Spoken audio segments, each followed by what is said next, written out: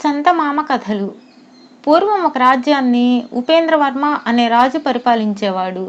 ఆయనకు ఇద్దరు భార్యలేందు ఇద్దరు కొడుకులు కలిగారు. ఇద్దరూ ఇంచుమించు ఒకే వయసు గలవారు. పెద్దవాడి పేరు నాగవాహనుడు, చిన్నవాడి పేరు పశుపతి. నాగవాహనుడు కాస్త కఠినుడు, పశుపతి మనస్సు చాలా మృదువు. అయినా ఇద్దరూ అన్యోన్యంగానే పెరిగి పెద్దవారయ్యారు. ఇద్దరికి యుక్త వయసు వచ్చింది. దేశాటన చేసి తమకు నచ్చిన కన్యలను పెళ్లాడి తిరిగి వస్తామని చెప్పి రాజకుమారులిద్దరూ తమ ఇంటి నుంచి బయలుదేరారు. వాళ్ళు చాలా దేశాలు గడిచి ఒక అందమైన వనాన్ని చేరారు. అక్కడ ఒక సరోవరం ఉన్నది. అందులో హంసలున్నాయి. ఇద్దరూ సరోవరంలో స్నానం చేసి సమీపంలో ఉన్న చెట్ల నుంచి రుచికరమైన పళ్ళు కోసుకుని తిని సరోవరం తీరాన కూర్చున్నారు. అప్పుడు నాగవాహనుడికి ఒక హంసను బాణంతో కొట్టాలనిపించింది. అతను విల్లు ఎత్తడం చూసిన పశుపతి అతన్ని వారిస్తూ విల్లు లాగేసుకుని, ఊరుకో, అందమైన హంసలను అనవసరంగా చంపితే ఏం వస్తుంది నీకు అన్నాడు. వేటలో వినోదం లేదా, విల్లు జిల్లా ఇవ్వు అన్నాడు నాగవాహనుడు. ఇది వేట కాదు, హత్య అంటారు అన్నాడు పశుపతి. తరువాత వాళ్ళు అక్కడ తిరుగుతూ ఉండగా ఒక చీమల పుట్ట కనిపించింది. కాస్తంత చీమలు ఎంతో చాకచక్యంగా తమ ఇంటిని నిర్మించుకున్నాయి. అవి విరామం లేకుండా పుట్టలోకి పోతూ ఉండడం, పుట్ట నుంచి బయటకు వస్తూ ఉండడం గమనించి పశుపతి చాలా ఆనందించాడు. పుట్టలోపల చూస్తే నీకింకా ఆనందంగా ఉంటుంది అంటూ నాగవాహనుడు ఒక పుల్లతో చీమల పుట్టను చెరపబోయాడు. పశుపతి అతను చెయ్యి పట్టుకొని పుల్లను అవతల పారేసి, ఎందుకు చీమలను అకారణంగా హింసిస్తావు అన్నాడు. నువ్వెక్కడ దాపురించావురా, పిరికివాడివి అని నాగవాహనుడు చాలా చిరాకు పడిపోయాడు. వాళ్ళు మరికొంత దూరం వెళ్ళాక పూల నుంచి మకరందాన్ని సంగ్రహించే తేనెటీగలు చెట్ల మీద చాలా కనిపించాయి.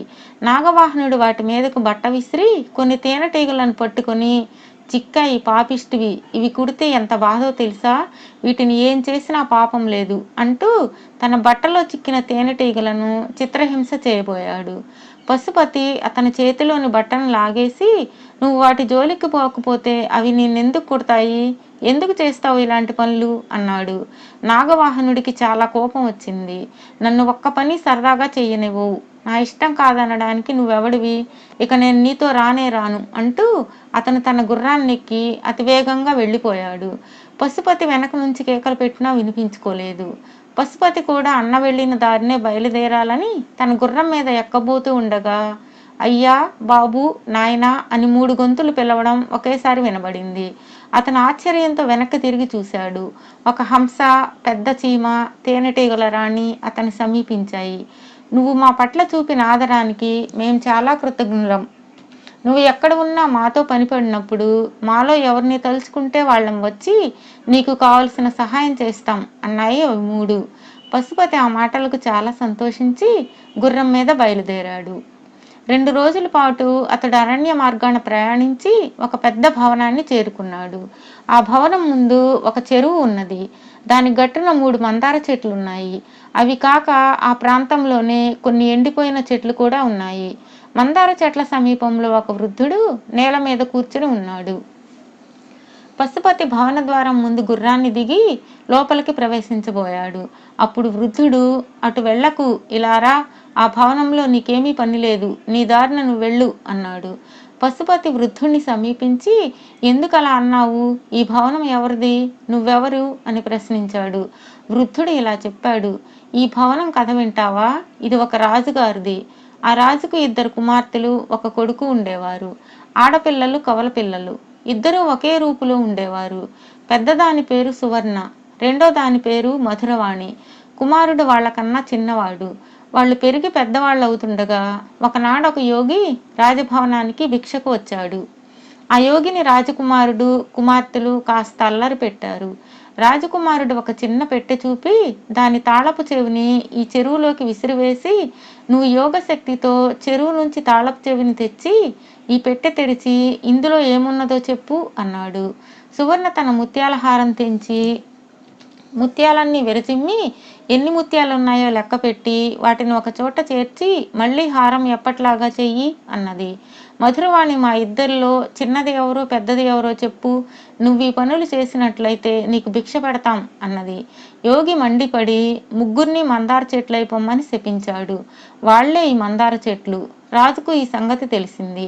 ఆయన యోగి కాళ్ల మీద పడి అజ్ఞానం చేత అపచారం చేసిన తమ పిల్లలను క్షమించమని, వాళ్ళ శాపాన్ని ఉపసంహరించమని వేడుకున్నాడు. యోగి కాస్త సౌమ్యుడై, వాళ్ళు నన్ను అడిగిన ప్రశ్నలకు ఎవడు సమాధానం ఇచ్చినా వాళ్ళ శాపం తీరిపోతుంది, సమాధానం ఇస్తానని మాట ఇచ్చి ఆ పని చెయ్యలేని వాడు ఎండు చెట్టుగా మారిపోతాడు అని వెళ్ళిపోయాడు. అలా అయిపోయిన వాళ్లే ఆ కనిపించే ఎండు చెట్లు.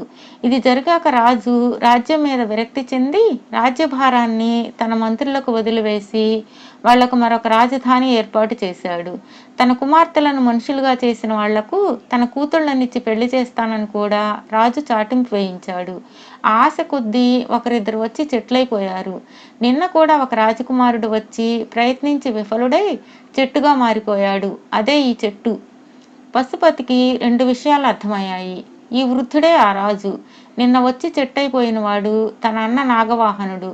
పశుపతి ఆ వృద్ధుడితో ఏమైనా సరే నేను ప్రయత్నిస్తాను అని చెరువు వద్దకు వచ్చి హంసను స్మరించాడు. వెంటనే హంస వచ్చింది. చెరువు అడుగున ఉన్న తాళపు చెవి కావాలని పశుపతి హంసను కోరాడు. హంస నీటి అడుగు నుంచి తాళం చెవి తెచ్చి పశుపతికి ఇచ్చింది. వృద్ధుడు పెట్టె తెచ్చి ఇచ్చాడు. పశుపతి పెట్టె తెరిచి లోపల నుంచి ఒక తాళపత్రం తీశాడు. దానిపైన మెరిసేదంతా బంగారం కాదు అని రాసి ఉన్నది. తరువాత పశుపతి చీమను తలుచుకున్నాడు. చీమ వచ్చింది. నేల మీద ముత్యాలు పడి ఉన్నాయి, వాటన్నిటినీ వెతికి ఏరి నాకివ్వాలి అన్నాడు పశుపతి. వెంటనే చీమల దండు వచ్చి ముత్యాలన్నిటినీ తెచ్చి ఇవ్వగా పశుపతి వాటిని ఎంచి చెప్పాడు. ఇక మందార చెట్ల రూపంలో ఉన్న రాజకుమార్తెలలో చిన్నది ఎవరో తెలుసుకోవాలి. పశుపతి తేనెటీగను స్మరించాడు. తేనెటీగ వచ్చింది. ఈ 2 మందార చెట్లలో చిన్నదానిపైన వాలు అన్నాడు పశుపతి. తేనెటీగ ఒక చెట్టుపై వాలింది. మరుక్షణమే ఇంద్రజాలంలాగా 3 మందార చెట్లు, ఎండిన చెట్లు మనుష్య రూపాలు ధరించారు. మనుషులైన ఎండు చెట్లలో నాగవాహనుడు కూడా ఉన్నాడు. వృద్ధుడు తన కుమార్తెలను కుమారుణ్ణి కౌగిలించుకొని ఆనంద బాష్పాలు రాల్చాడు. ఆయన తన కుమార్తెలతో, నేను వాగ్దానం చేసిన ప్రకారం మీరిద్దరూ ఈ యువకుణ్ణి పెళ్ళాడండి అన్నాడు. దానికి పశుపతి, నాకు చిన్నదాన్ని ఇచ్చి పెళ్లి చేయండి, మీ పెద్ద కుమార్తెను నా అన్నకిచ్చి చెయ్యండి, ఇతను నా అన్నే అని నాగవాహనుణ్ణి రాజుగారికి పరిచయం చేశాడు. వృద్ధరాజు సంతోషించి తన కుమార్తెలిద్దరినీ రాజకుమారులకిచ్చి పెళ్లి చేశాడు. నాగవాహనుడు పశుపతి దేశాటన ముగించి తమ భార్యలతో సహా స్వదేశానికి తిరిగి వెళ్ళిపోయారు.